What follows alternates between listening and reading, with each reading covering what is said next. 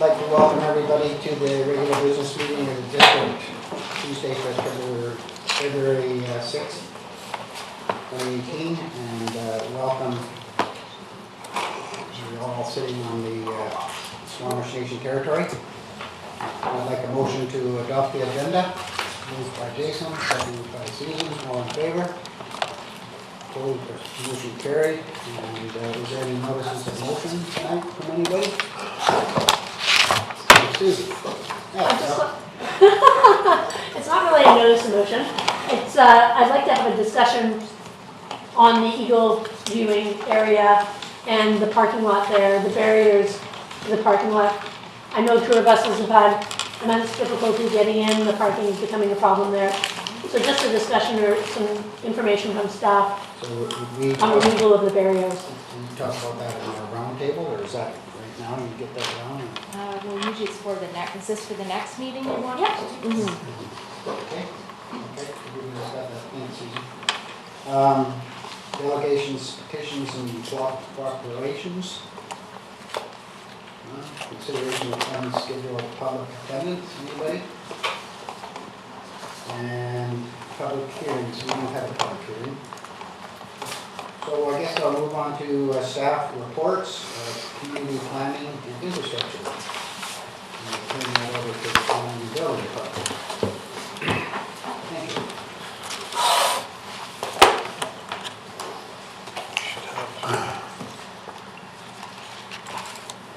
Okay.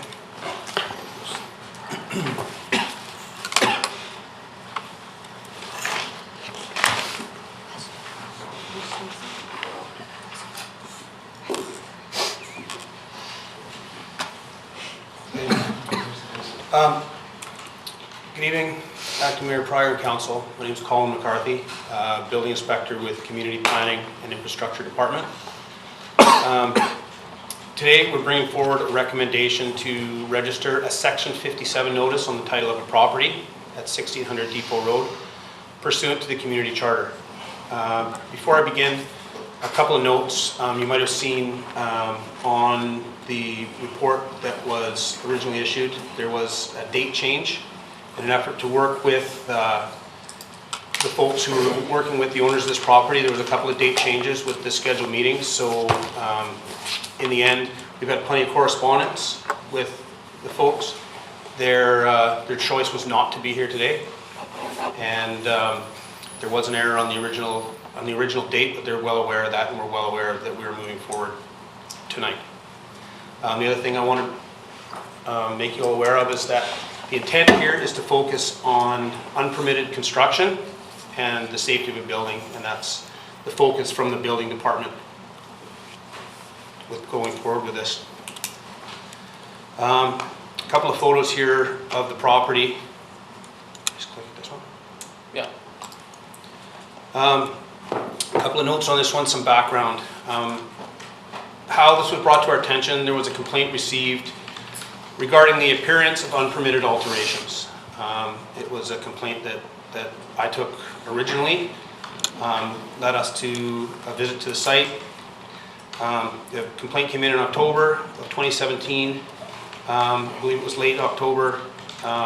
In November, two building inspectors visited the site to confirm the appearance of the unpermitted works on the exterior of the building. We were able to do that. Spoke to occupants, asked if we could look any further, and they denied access at that point. Later that month, we delivered a notice of inspection under our bylaw. I believe within reasonable notice is how it's worded in our bylaw. If we give notice, we should be granted that inspection. We were granted entry, and we did enter the building. And there was a number of alterations observed at that time. To this date, there's no permit application so far. The building code and bylaw violations we noted at that time, and I think what's important to know here is that we were there not to specifically lay out what non-compliances were. The building department is not in the habit of doing comprehensive inspections on unpermitted work. with regard to unpermitted work and these types of complaints is determine, is there non-compliance and the general nature of that, what it might be. At the same time, work with the public to assist them with minor non-compliances that can be resolved quite simply, or to take note and decide departmentally whether we should take further action. Upon inspection, there appeared to be numerous alterations. Some were more recent than others at first glance. Some were more suspect with regard to safety than others. Recent unpermitted work made safety unverified. There was pieces of equipment that had been installed very recently. Electrical upgrades appeared to have been made very recently. Some other things such as structure, etc., appeared to be a little less recent, but in general there was no way on that initial inspection to determine the true nature, except that they're unverified and didn't look quite right. The areas of concern were that the occupancy class had been changed. What's happened in this building is that essentially partition walls, etc., have been removed. The use, which is important when you consider the building code, because the occupancy class downstairs is no longer residential as far as the building code is concerned because of what is happening there. Although the land use is not what we're here to discuss, the building code specifically talks about the use of a building. The occupancy class has been changed, and in our opinion, there are two different environments that need to be addressed separately. You'll see in your report a bit more detail about that. There were structural considerations. Electrical systems had been changed recently. Things had been changed is the best we can determine there, as well as mechanical systems. The fire separation between what's happening downstairs in the unverified environment, as well as the environmental separation with things like moisture, mildew, air quality, were of main concern.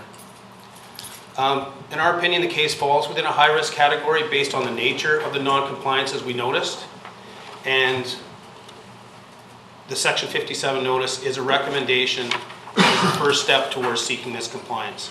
We've got a property there that as of yet we haven't got. Although I've been in contact with the owners of the property and representation, nothing on paper yet has come to our office stating their intentions, and we feel that this is the best first step. So, as you'll see in the council report, we would recommend that council instruct the corporate officer to register a contravention notice under Section 57 of the Community Charter. And the council instruct the corporate officer in her discretion to commence legal action if compliance is not achieved within 3 months. And that the owners be advised that they will need to pay for the removal of the notice once compliance is achieved. Thank you. Councillor Race. Thank you. What would constitute compliance? That they are moving forward with the process of a building permit. A building permit application has been received with the standard mandatory accompanying documents. So, because we don't know the specific details of what might need to be done, this is substantial to separate a residence from the separate occupancy, which off the top of my head, I don't recall the occupancy class. They're going to have to work with registered professionals like they would if this were a new project moving forward to separate this. We're looking for recommendations from the professionals they will hire, like if it were a new build or a major renovation, and we'll work with them going forward in that regard. So in our opinion, once we have that application with what is mandatory and standard as far as an application being received, they're moving in that direction. If I can follow up. Yeah, go ahead. But I guess my concern with this is we put the notice on, and I certainly agree with that. But there's electrical you mentioned, but there's also when you have an operation growing plants like this, and I just say this from reading media accounts of others, there's moisture, mold, all kinds of issues. So we put this notice on title to give notice to a subsequent purchaser or anybody dealing with the title that there's problems with the building. If we take it off before the problems are cured, are we doing the right thing? If we take it off when the building permit has been applied for, but the work has not necessarily been passed or finished, is that the right time to take it off? And that was my question with this. I think, if I may, through you, Chair, the compliance would be when they've got a building permit and they've implemented the changes. Because right now we have a structure that's not compliant.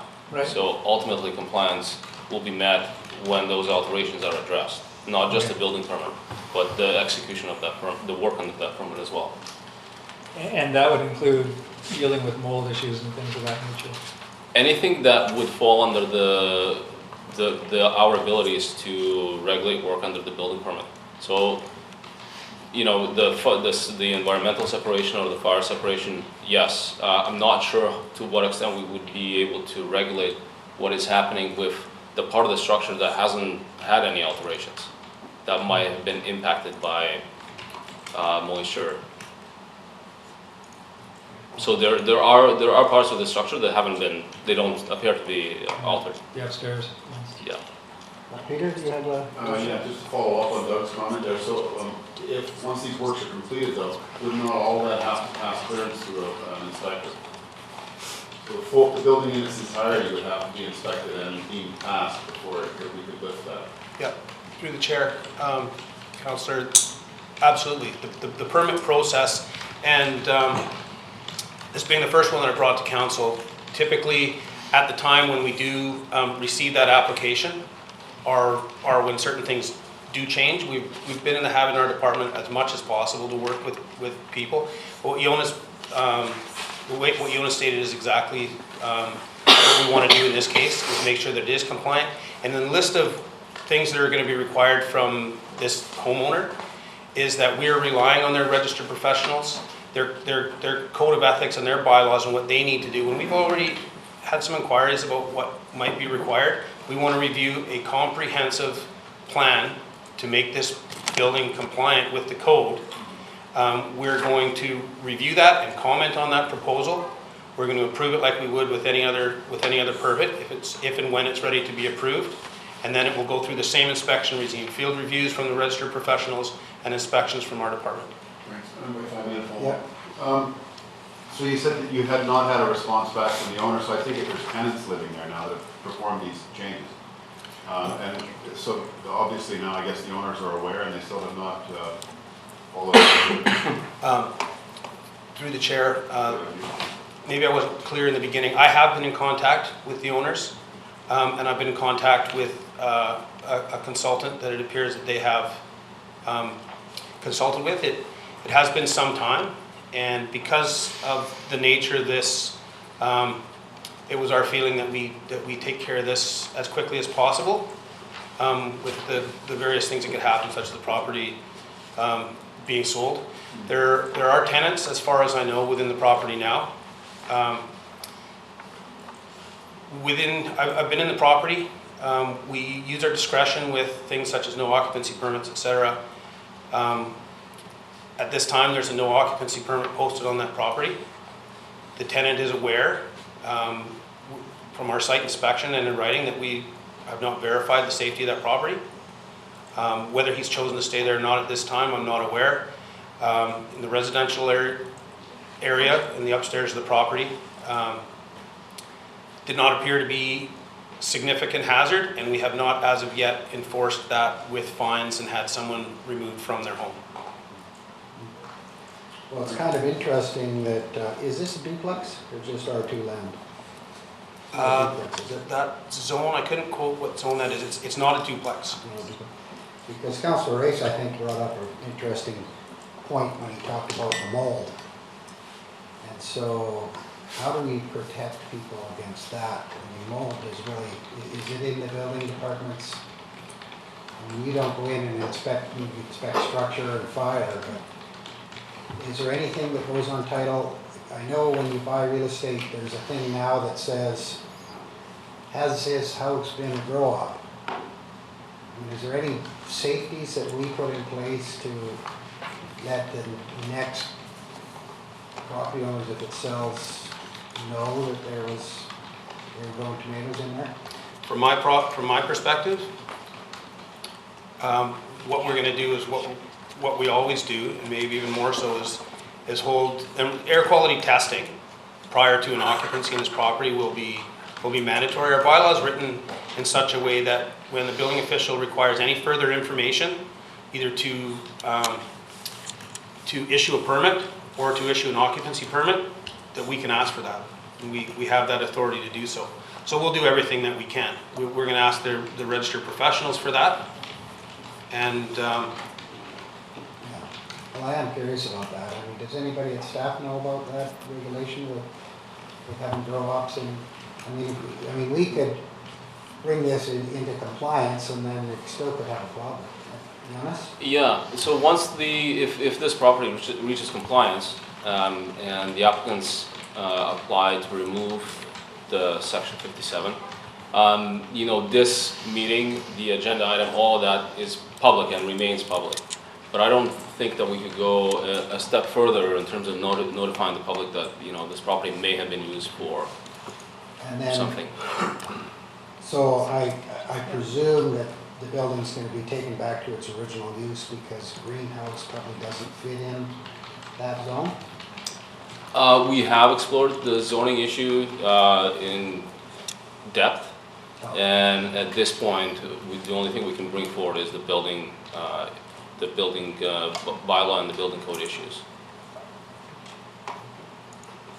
Anybody else? So I guess if the owner or a representative's here, they can come up to the mic and speak.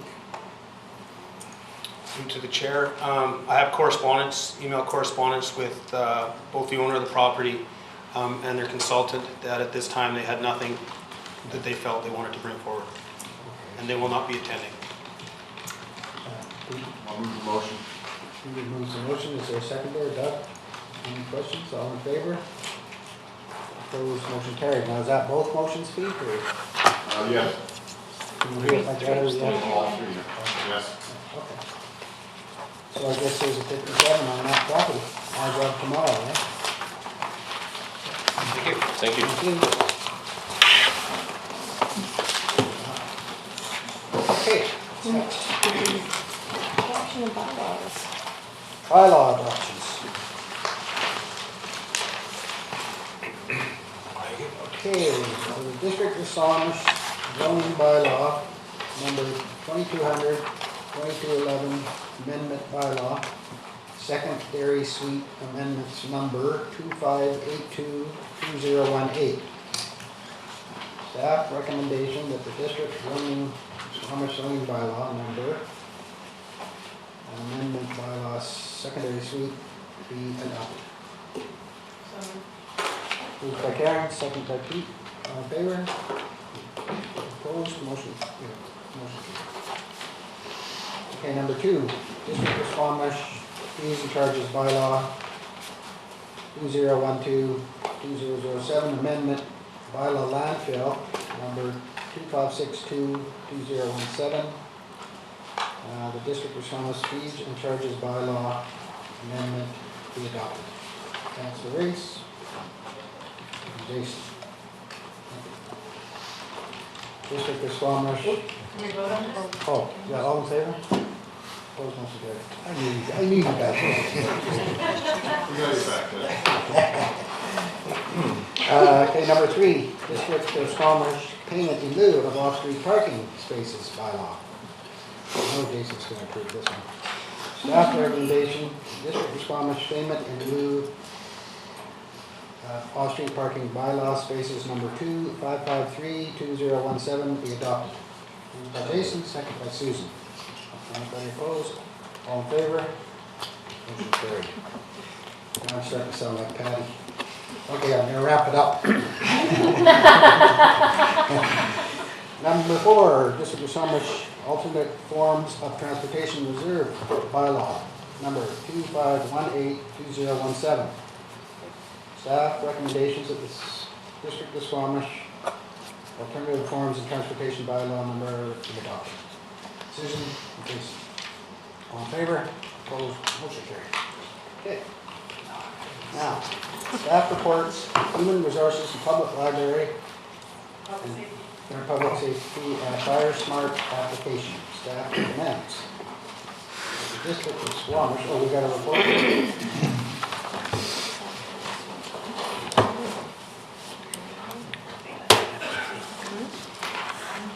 Good evening, Council. My name is Alexis Craig, and I'm the Emergency Coordinator for the District of Squamish. I'm here today to seek Council's support to submit an application to the Union of British Columbia Municipalities for Strategic Wild Prevention Initiative Funding Fire Smart Planning and Activities Grant. The District of Squamish would like to submit a grant to the Fire Smart suite of funding so that we can carry out 2 projects. The first is that we want to spend half the money of $10,000 to build a strategic Fire Smart plan for the next 3 to 5 years, what we would do in our community to do Fire Smart initiatives through the Squamish Fire Rescue Fire Department. And then the second piece of it is that for 2018, we'll do a series of activities within the community as identified by our Community Wildfire Protection Plan, which should be completed in early spring of 2018. And in that, we'll be looking to build champions within different areas within our community to kind to promote and support Fire Smart. So I'm here today to see if you guys will approve a motion to submit an application. And the application was completed by Tavo Martin from the Squamish Fire Rescue.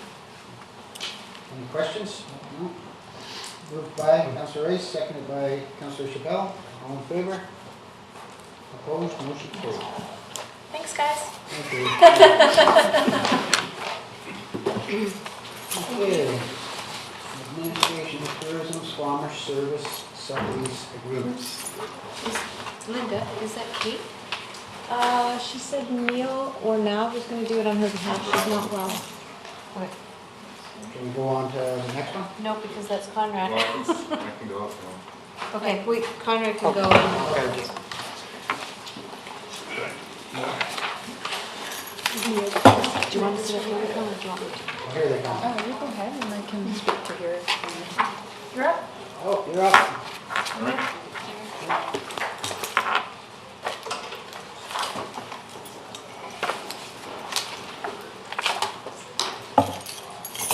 You want me to go ahead or? Yes, go ahead. You know, No.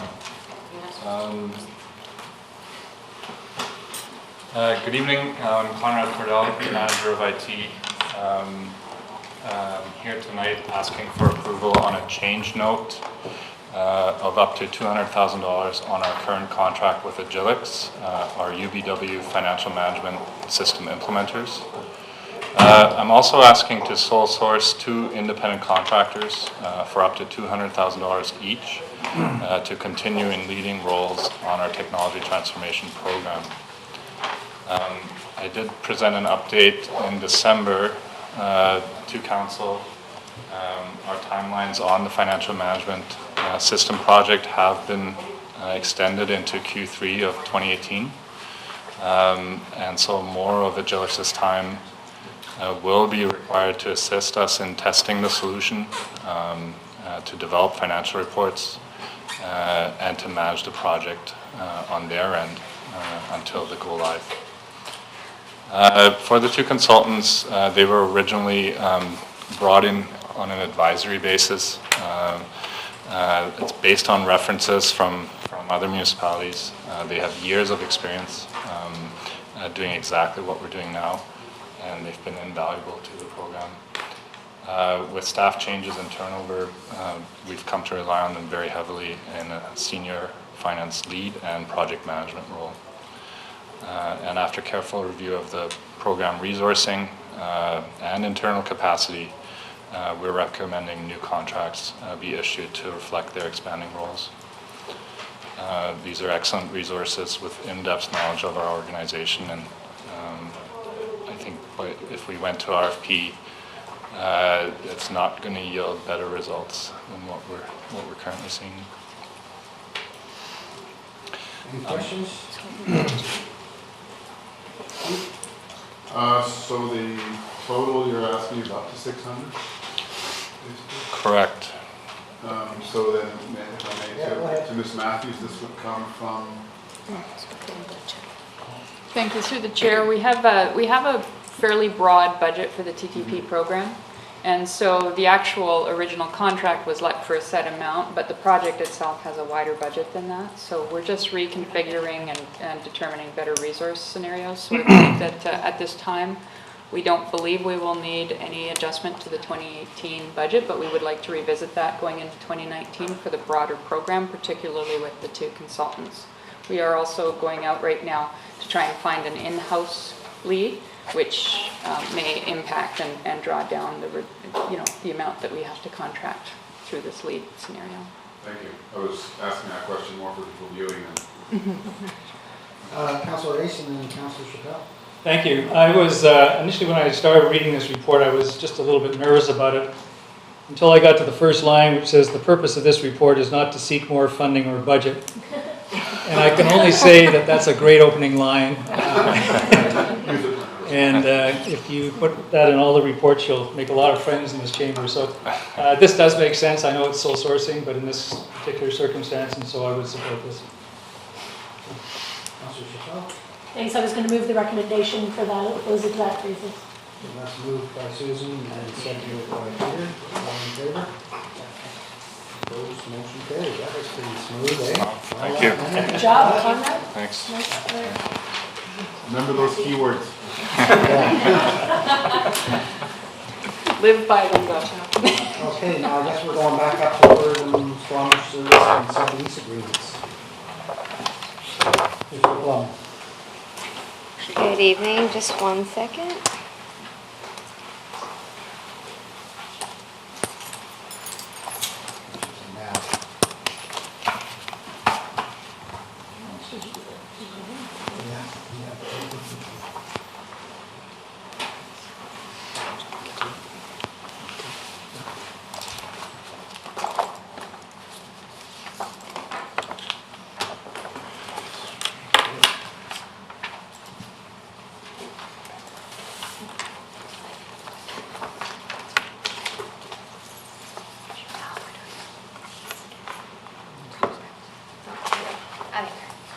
Good evening, Chair and Council. My name is Nav Gill, and this is Neil Plum, and we're from Real Estate Services.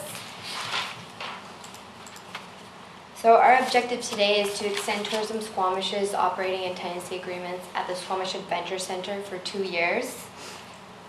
They currently have been operating the Visitor Center since 2014, and they also carry out their administrative function and gift shop, which has been since 2010. A map showing the 2 different uses.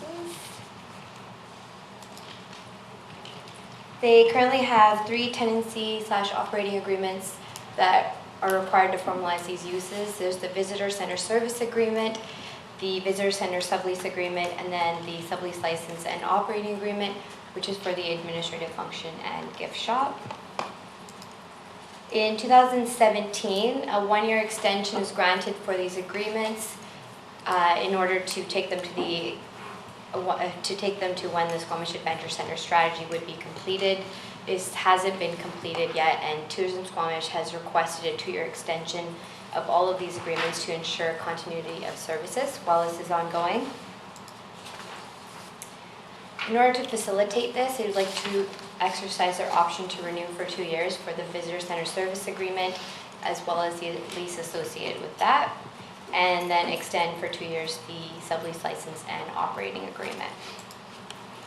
As such, we'd like to seek council approval for the extension of all 3 agreements and approval for the mayor and corporate officer to execute the sublease license and operating agreement. And over to you for any questions. Thank you. Anybody? Everybody speak at once. Pete? Move it. Moved by Peter, seconded by Susan. All in favor? Opposed? Motion carried. Thank you. Thank you. So what's going to happen with the Adventure Center study? So it's been ongoing, and we hope to have it completed by fall 2018, and then there will be an implementation strategy. So Kate's leading that. Thank you. Thank you.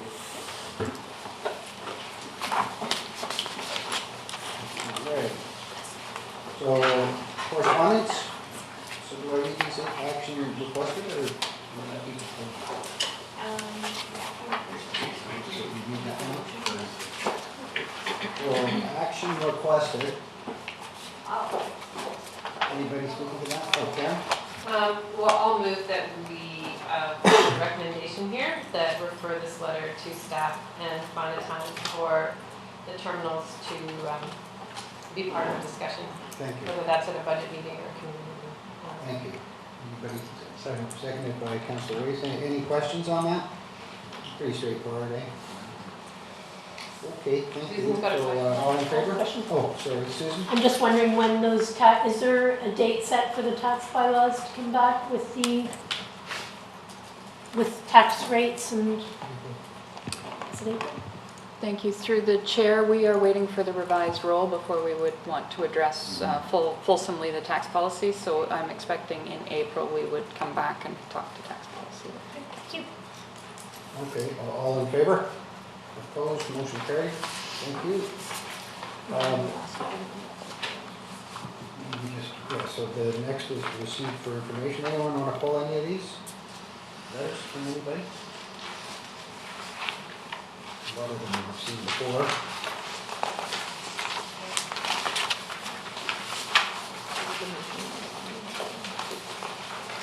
So staff recommends that all the above correspondence be received for information. Moved by Karen, seconded by Peter. In favor? Opposed? Motion carried. Okay, now we're on to the approval of the minutes. Can I do these all at once? Can.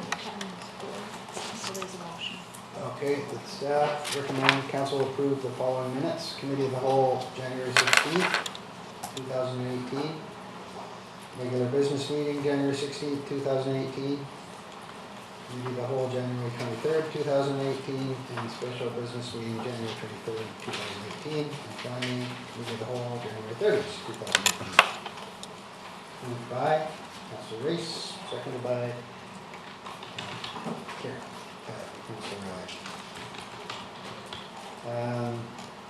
So recommended motions from January 16th. Committee of the Whole. So those are all done?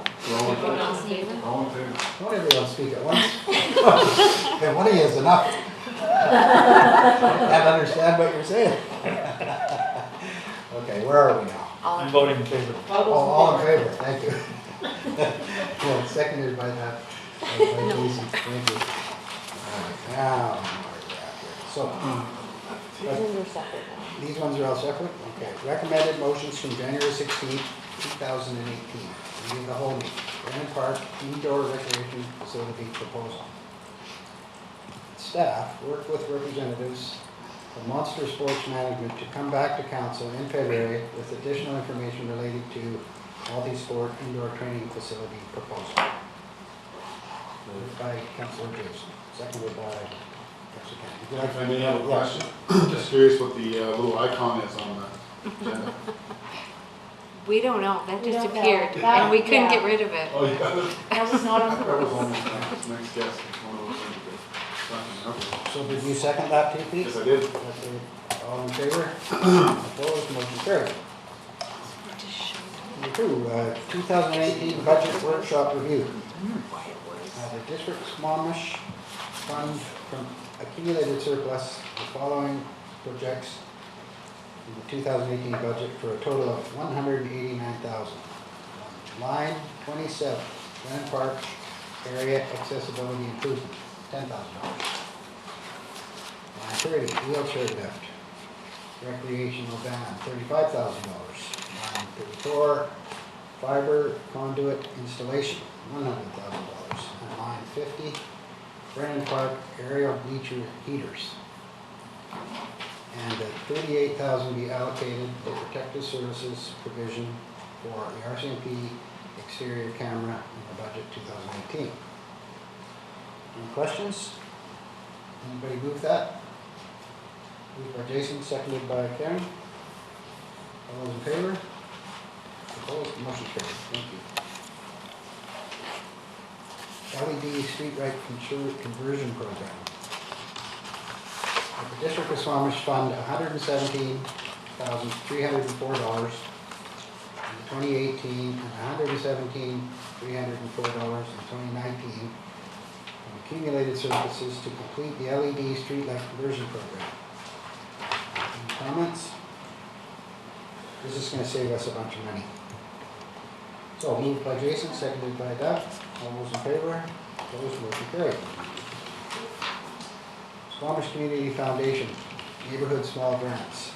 District of Squamish Fund for the 2018 budget, a $10,000 community enhancement grant to the Squamish Community Foundation for the Neighborhood Small Grant Program.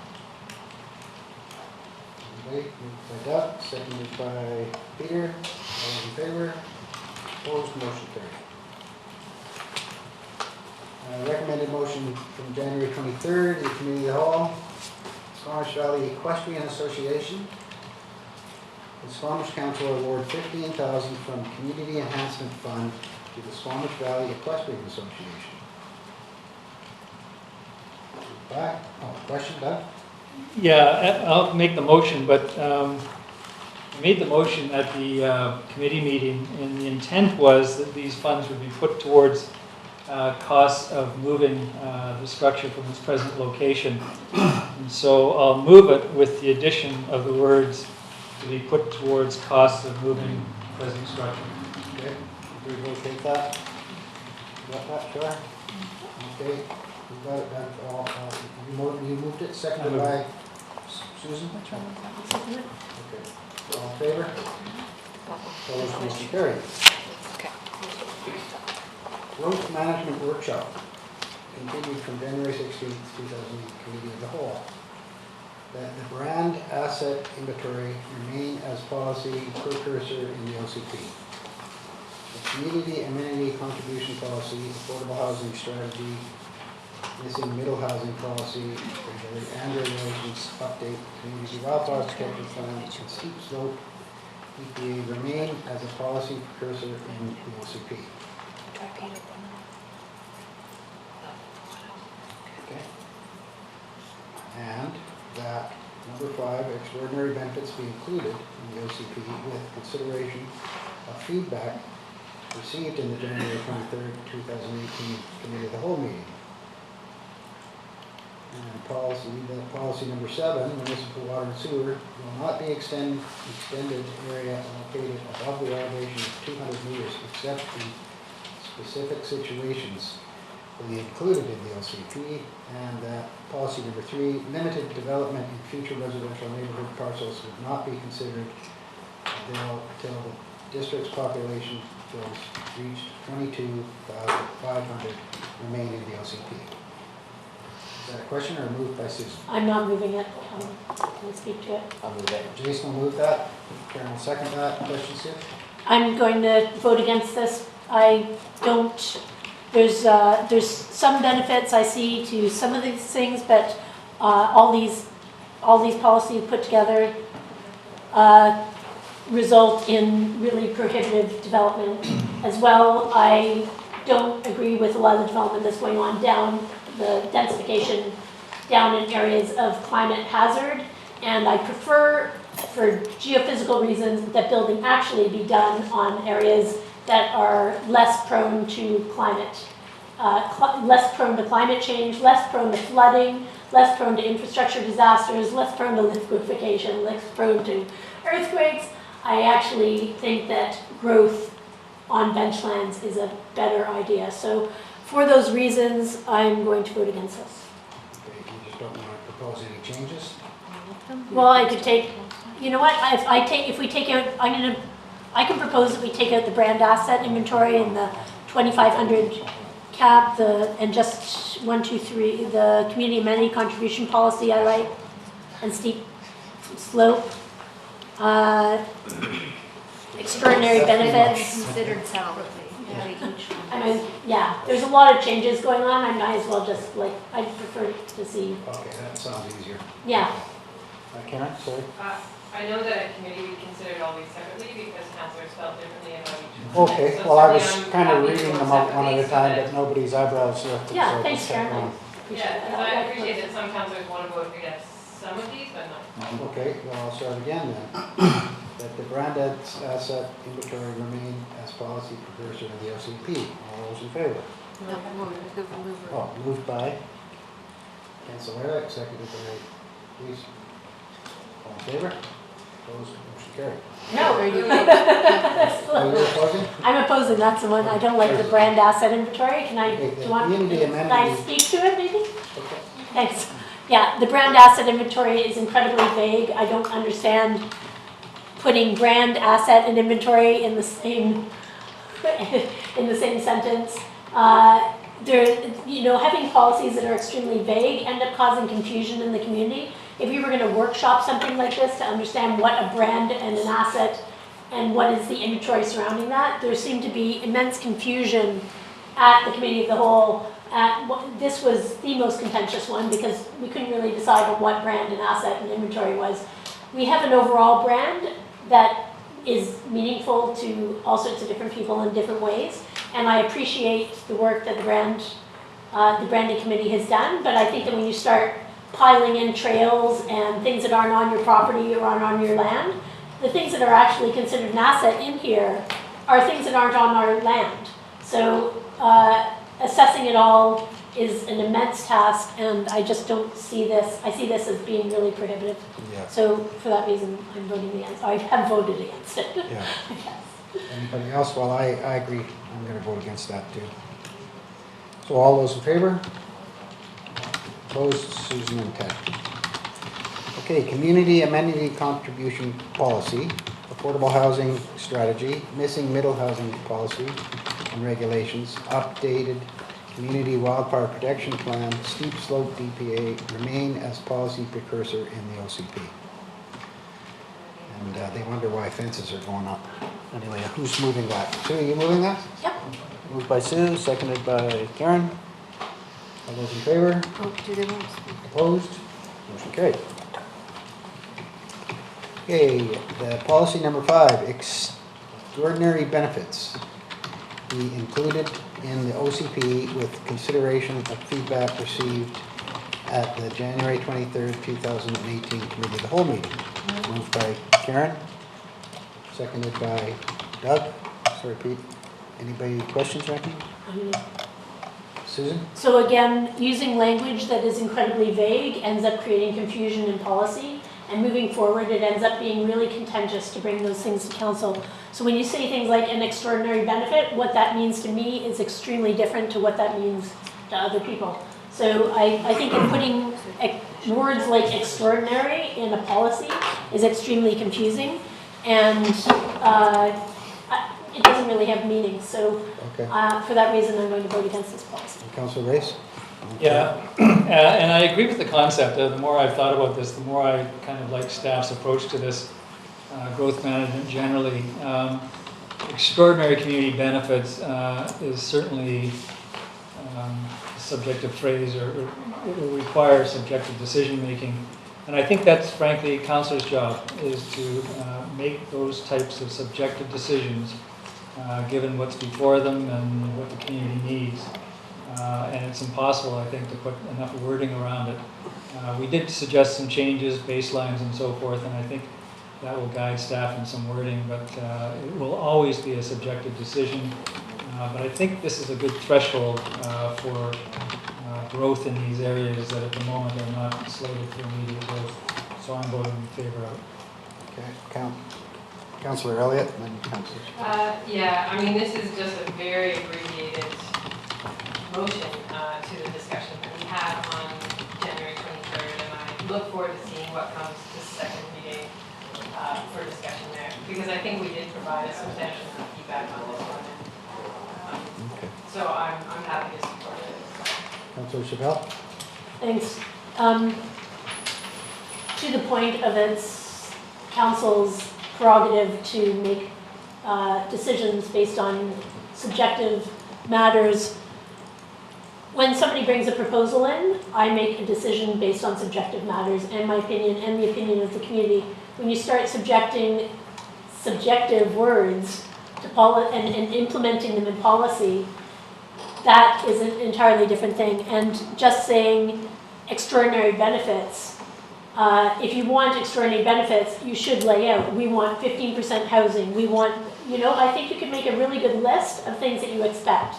But to just say extraordinary benefits and say, yes, that's an extraordinary benefit to me, and not actually casing it in reasonable policy, I think that just vagueness in general in policy is we've had vague policies, and I'd like to move away from vague policies. I see the point of this, but without the language to back it up or understanding what that means, and having it be subjective, and meaning that anything can come to council and be subjectively extraordinary, I just find that poor policy for municipal government. Yeah, okay, well, I know we're making it difficult for some of these landowners, and I think that when the time comes, if this land comes forward, it's council's will. It doesn't matter really what's said down here too much. So, I mean, I'm going to leave that. I'm going to support this one. But all those in favor? Opposed? Councillor Schmidt. Yeah, it's tough. Policy number 7, municipal water and sewer will not be extended area located above elevation 200 meters except in specific situations be included in the OCP.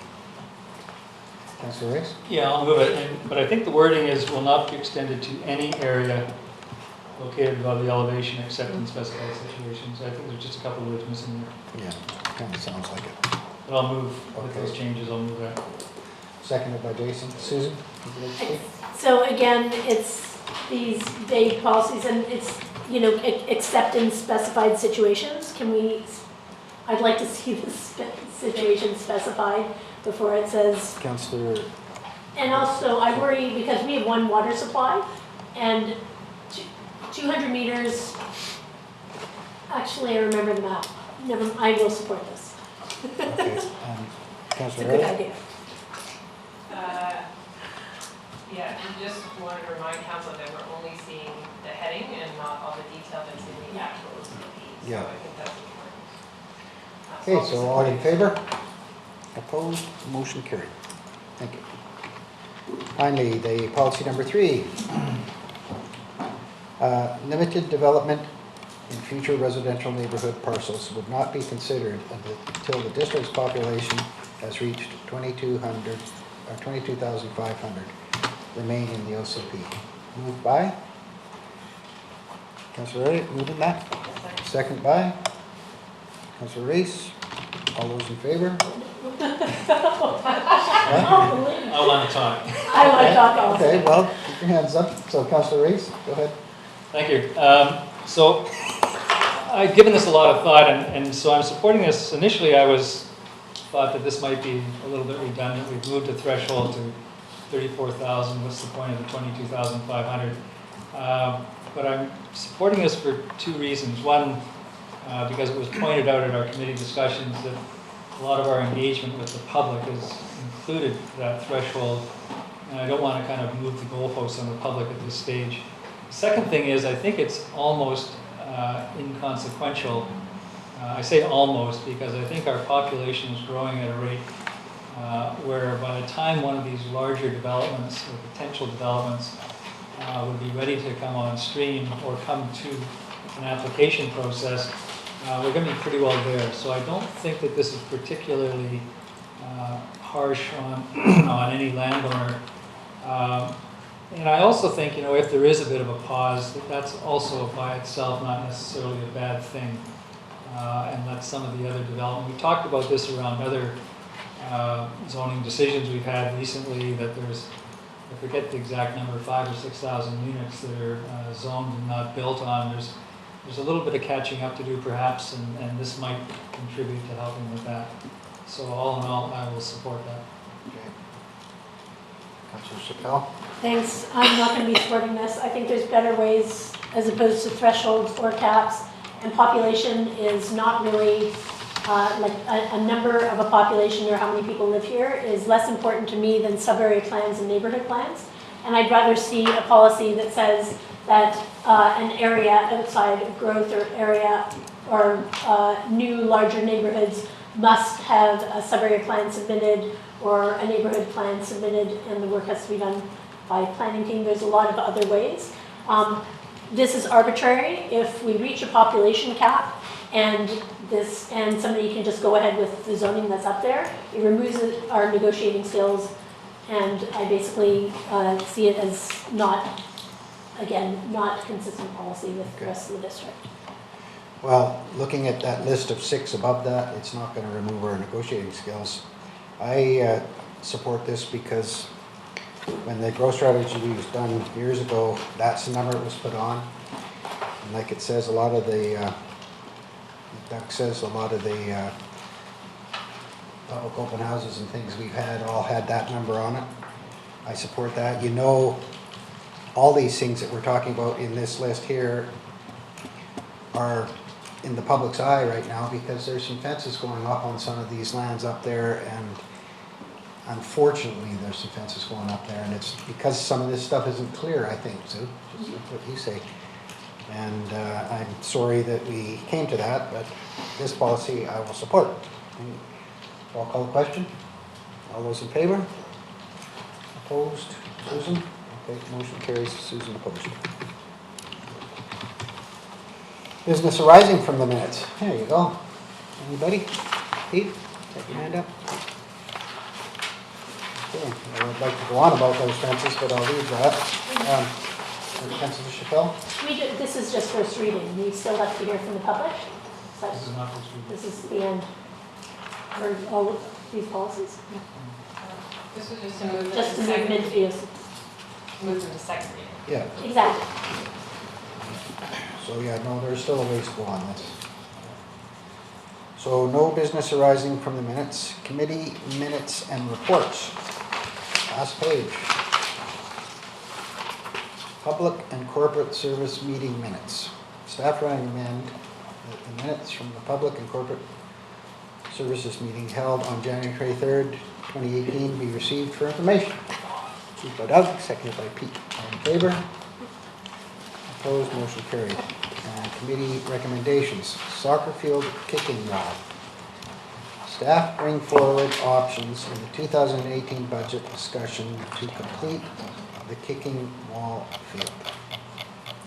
Moved by Councillor Race, seconded by Pete.